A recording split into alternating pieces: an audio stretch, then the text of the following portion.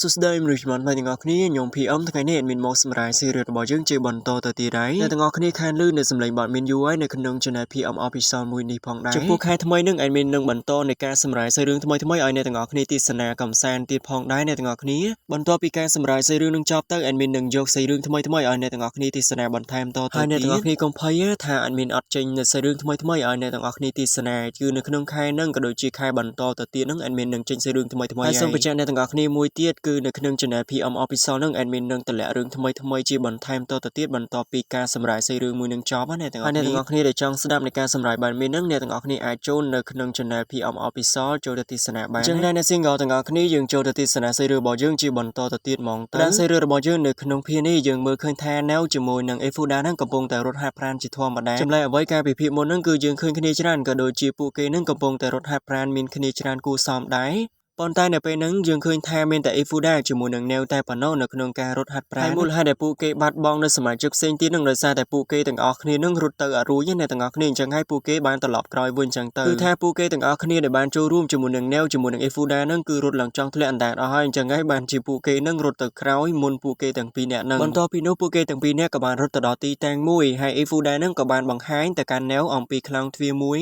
Efuda ក៏បានប្រាប់ទៅកាន់ Neo ថា Neo នេះហើយគឺជាទ្វារដែលខ្ញុំបានឆ្លងមកកាន់ភពរបស់នៅពេលដែលបានឃើញដូចនេះគឺណែវនឹងក៏ពិតជាមានការភ្ញាក់ផ្អើលខ្លាំងមែនទែនក៏ដូចជារំភើបផងដែរបន្ទាប់ពីបានឃើញផុសណែវនឹងក៏បានសួរទៅកាន់ Efuda ថាតើខ្ញុំអាចឆ្លងទៅលេងនៅពិភពលោករបស់អ្នកបានអត់ Efuda ក៏បានឆ្លើយទៅកាន់ណែវថាបើសិនជាណែវឯងចង់ទៅលេងនឹងគឺតើតើណែវឯងនឹងមានម៉ាណាអញ្ចឹងទៅបានជាណែវឯងបានអាចទៅលេងនៅក្នុងពិភពលោករបស់ខ្ញុំបាននៅពេលដែល Efuda បានបញ្យល់ទៅកាន់ណែវហើយនឹងក៏ប្រាប់ទៅកាន់ណែវថាណែវតើយើងរត់ទៅមុខបន្ថែមតទៅទៀតមិនយូរប៉ុន្មានការរត់របស់ពួកគេនឹងក៏បានឈប់សម្រាកអញ្ចឹងទៅហើយ Efuda ក៏បានឃ្លាននៅអាហារសម្រន់របស់គាត់អញ្ចឹងណាបន្ទាប់ពីនោះ Efuda ក៏បានយកនៅអាហារសម្រន់របស់គាត់ចេញមកអាហារសម្រន់របស់គាត់នឹងគឺជានំដំឡូងបំពងអ្នកទាំងអស់គ្នានៅពេលដែលបានឃើញដូច្នេះគឺនៅគាត់ខាត់អត់ចង់ឲ្យញ៉ាំនោះទេនៅខណៈពេលដែលពួកគេទាំងពីរនាក់កំពុងតែឈប់សម្រាកនៃការរត់របស់ពួកគេទាំងពីរនាក់នឹងក៏ស្រាប់តែមានឆ្កែមួយក្បាលនឹងក៏រត់ចូលមកកាន់ពួកគេទាំងពីរនាក់គឺពិតជាខ្ជូតខ្លាំងមែនទែនអ្នកទាំងអស់គ្នាដោយទ្រាំមិនបាននៅរបស់យើងនឹងក៏ហក់ទៅប្រឡាយលេងជាមួយនឹងសត្វឆ្កែមួយក្បាលដោយបានឃើញទស្សនវិជ្ជាក៏ដូចជាសកម្មភាពបែបនឹងគឺ Efuda របស់យើងនឹងគឺពិតជាឆ្ងល់ខ្លាំងមែនទែនថាហេតុអ្វីបានជានៅនឹងចូលចិត្តឆ្កែបែបហ្នឹងណាតែរឿងចម្លែកនឹងក៏បានកើតឡើងផងដែរអ្នកទាំងអស់គ្នានៅពេលហ្នឹងគឺសត្វឆ្កែមួយនឹងក៏បានប្រែក្រឡាខ្លាយទៅជាមនុស្សផងដែរហើយអ្នកទាំងអស់គ្នានិយាយពីថាសេរីរឿងមួយនឹងគឺមានប្លែកខ្លាំងមែនទែនអ្នកទាំងអស់គ្នាគឺមានសត្វគ្រប់ប្រភេទតែម្ដងណា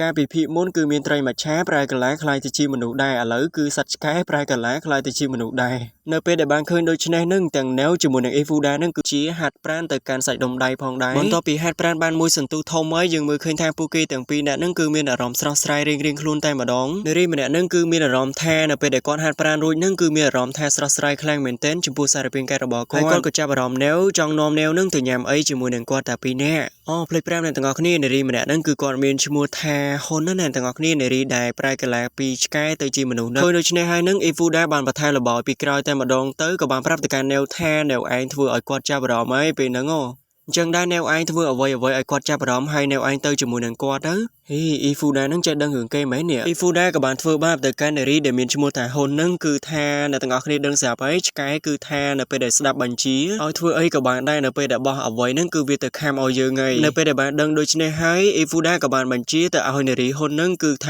ឲ្យគាត់នឹងឈរជើងពីងើបចូលឡើងតែម្ដងទៅអ្នកទាំងអស់គ្នា Efuda របស់យើងនឹងខូចដែរតាបន្ទាប់ពីនោះកញ្ញាហ៊ុននឹងគឺគាត់បាននិយាយថាគឺគាត់អាចអនុញ្ញាតក៏ដូចជាទប់ទល់ជាមួយនឹងការប្រែកាឡាមួយនេះបានបន្ទាប់ពី Efuda បានបញ្ជាឲ្យនឹងស្រាប់តែគាត់នឹងគឺប្រែកាឡាខ្លាយទៅជាសត្វឆ្កែវិញអ្នកទាំងអស់គ្នាហើយនៅក្នុងចិត្តរបស់កញ្ញាហ៊ុននឹងគឺគាត់ពិតជាខឹងទៅកាន់ Efuda ខ្លាំងមែនទែនបន្ទាប់ពីបានត្រូវប្រែកាឡាបែបហ្នឹងក៏ដូចជាបញ្ជាទៅកាន់គាត់ណាអ្នកទាំងអស់គ្នាភ្លេចបញ្ជាក់អ្នកទាំងអស់គ្នាបន្ថែមទៅទៀតគឺកញ្ញាហ៊ុននឹងគឺមិនមែនសត្វឆ្កែធម្មតាទេគឺគាត់គឺជាសត្វឆ្កែចចកបន្ទាប់ពីត្រូវបាន Efuda លេងសើចក៏ដូចជាបញ្ជាទៅកាន់ខ្លួនដូច្នេះហើយនឹងគឺគាត់បានជះកំហឹងរបស់គាត់នឹងទៅកាន់ Efuda តែម្ដងទៅនៅគណៈនោះគាត់ក៏ស្រែកទៅកាន់ Efuda ថាយើងនឹងសម្លាប់ឯងរួចហើយគាត់ក៏បានយកស្បោងដាក់សម្រាមនឹងយកទៅគ្របក្បាល Efuda តែម្ដងបន្ទាប់ពីការរត់របស់ពួកគេតែ ទាំងពីរនាក់ហ្នឹងបានបញ្ចប់ទៅគឺសាច់រឿងរបស់យើងហ្នឹងគឺកាត់មកដល់កន្លែងហែទឹកវិញម្ដងពេលនេះដែរយើងមើលឃើញថាពួកគេទាំងអស់គ្នាហ្នឹងមុននឹងចូលទៅដល់ហែទឹកហ្នឹងពួកគេបាន perform ក៏ដូចជាការហាត់ប្រាណមួយចំនួនមុននឹងចូលហែទឹកហ្នឹងណានេះពេលនេះយើងមើលឃើញថាមានសមាជិកជាច្រើនខ្លាំងមែនទែនកំពុងតែចូលរួមនៅក្នុងការ work hard មួយហ្នឹងនៅក្នុង scene មួយហ្នឹងគឺថាពួកគេទាំងអស់គ្នាហ្នឹងគឺមកហែទឹកវិញម្ដងដើម្បីឲ្យដុតខ្លាញ់ក៏ដូចជាសម្រួលទៅដល់សារពាង្គកាយរបស់គាត់ណានៅបានប្រាប់ទៅកាន់អ្នកទាំងអស់គ្នាក៏ដូចជាប្រាប់ពីរបៀបនៅក្នុងការហែទឹកដើម្បីឲ្យដុតខ្លាញ់ក៏ដូចជាហែទឹកឲ្យបានត្រឹមត្រូវផងដែរនៅក្នុង scene មួយហ្នឹងក៏បានប្រាប់បន្ថែមតទៅទៀតទៅកាន់អ្នកទាំងអស់គ្នានឹងថានៅក្នុងការហែទឹកហ្នឹងគឺមានរបៀបផ្សេងៗនៅក្នុងការហែទឹកអញ្ចឹងដែរបន្ទាប់ពីត្រូវបាននៅបានប្រាប់ទាំងអស់គ្នាហើយហ្នឹងពួកគេទាំងអស់គ្នាក៏បាន start ក៏ដូចជាហែទឹកផងដែរជំហានដំបូងរបស់ពួកគេទាំងអស់គ្នានឹងឲ្យហាត់ដើរនៅក្នុងទឹកសិនដើម្បីឲ្យសម្រួលសរសៃក៏ដូចជាស្វាំជាមួយនឹងទឹកសិននៅកំពុងតែបរិញ្ញាអ្នកទាំងអស់គ្នានឹងនៅក្នុងការហាត់ប្រាណនឹង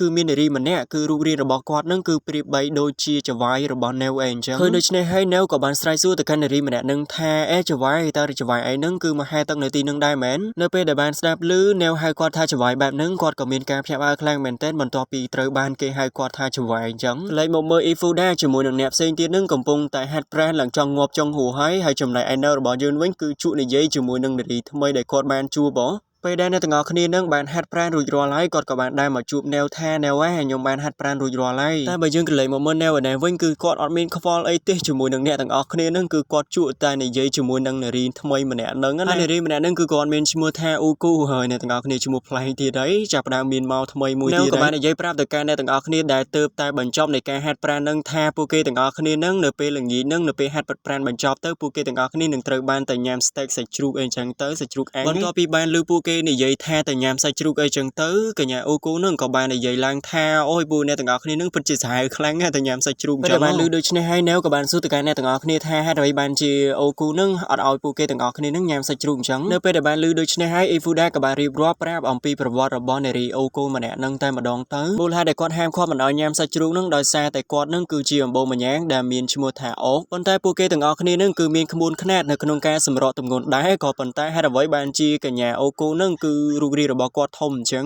ប៉ុន្តែប៉ុណ្ណោះកញ្ញាអូកូនឹងគឺគាត់ចូលចិត្តនៅក្នុងការអានសៀវភៅតាក់ទងជាមួយនឹងការសម្រកទម្ងន់ខ្លាំងមែនទែនក៏ប៉ុន្តែរូបរាងរបស់គាត់នឹងគឺនៅតែធាត់ដដែលហើយមូលហេតុដ៏ចម្បងនោះគឺដូចតែពួកគេទាំងអស់គ្នាដែលឆ្លងមកមុនអញ្ចឹងដោយសារតែពួកគេទាំងអស់គ្នានឹងគឺចូលចិត្តញ៉ាំហើយកញ្ញាអូកូនឹងក៏ចូលចិត្តញ៉ាំដោយពួកគេទាំងអស់គ្នាដែរនៅពេលដែលបានស្ដាប់នៅប្រវត្តិរបស់កញ្ញាអូកូនឹងហើយគឺថាពួកគេទាំងអស់គ្នានឹងសើចចំអកក៏ដូចជាលេងសើចជាមួយនឹងកញ្ញាអូកូនឹងតែម្ដងទៅអ្នកផ្សេងនឹងគឺមធ្យមទេនៅក្នុងការសើចចំអកទៅកាន់នារីម្នាក់នឹងក៏ប៉ុន្តែអ៊ីហ្វូដាវិញគឺគាត់សើចចំអកទៅកាន់នារីអូគូនឹងគឺខ្លាំងតែម្ដងដោយទ្រាំអត់បាននៅទង្វើបែបហ្នឹងគឺពួកគេទាំង3នាក់ហ្នឹងគឺបានទាស់សម្ដីគ្នាក៏ដូចជាច្រានគ្នាទម្លាក់ទឹកអីចឹងទៅជាចុងក្រោយពួកគេទាំង3នាក់ហ្នឹងបន្ទាប់ពីត្រូវបានទាស់សម្ដីគ្នាបន្តិចបន្តួចហើយគឺពួកគេទាំងអស់គ្នាហ្នឹងគឺបានធ្លាក់ចូលទៅក្នុងទឹកអស់ណាបន្ទាប់ពីនោះសេរីរបស់យើងក៏កាន់មកដល់នៅខាងក្រៅហាងឯនេះវិញគឺថាពួកគេទាំងអស់គ្នាហ្នឹងបន្ទាប់ពីហាត់ប្រាណហើយអ្នកខ្លះក៏បបួលគ្នាទៅញ៉ាំអីអ្នកខ្លះក៏បបួលគ្នាទៅញ៉ាំការ៉េមអីចឹងទៅហើយក៏បំបីគ្នាទៅផ្ទះរៀងៗខ្លួនថ្ងៃស្អែកក៏បានចាប់ផ្ដើមឡើងហើយនៅក៏បានបើកហាងជាធម្មតាខណៈពេលដែលនៅកំពុងតែសួរទៅកាន់អ៊ីហ្វូដាហ្នឹងគឺមាននារីម្នាក់កំពុងតែដើរចូលមកហើយយំសោកខ្លាំងមែនទែនហើយនារីម្នាក់ហ្នឹងគឺគ្មាននរណាក្រៅអំពីអូកូរបស់យើងនោះទេដោយសារតែគាត់ហ្នឹងគឺញ៉ាំលើសគីឡូថែមទៀតហើយនៅពេលដែលបានឃើញអូកូបែបនេះហើយអ៊ីហ្វូដាក៏បានចូលទៅណែនាំទៅកាន់កញ្ញាអូកូហ្នឹងតែម្ដងគាត់ប្រាប់ថាអូកូឯហ្នឹងកុំបារម្ភអីពីមុនមកខ្ញុំក៏មានអញ្ចឹងដែរព្យាយាមនៅក្នុងការហាត់ប្រាណទៅគឺវាស្រកអីសេរីរបស់យើងក៏ត្រូវបានបញ្ចប់នៅត្រង់ចំណុចហ្នឹងផងដែរអ្នកទាំងអស់គ្នាចាំទស្សនានៅភាគក្រោយៗទៀតអរគុណខ្លាំងមែនទែនចំពោះការទស្សនារបស់អ្នកទាំងអស់គ្នាចំពោះវីដេអូមួយនេះជូនពរអ្នកទាំងអស់គ្នាសម្រាប់ការទៅស្អាតក្មេងជាងវ័យធ្វើដំណើរទៅណាមកណានឹងគឺប្រកបដោយសុវត្ថិភាពហើយជូនពរអ្នកទាំងអស់គ្នាឲ្យឆាប់បានសង្សារកុំនៅយូរដូចមានបើមិនទាន់បានសង្សារទេជូនពរឲ្យឆាប់មានសង្សារឆ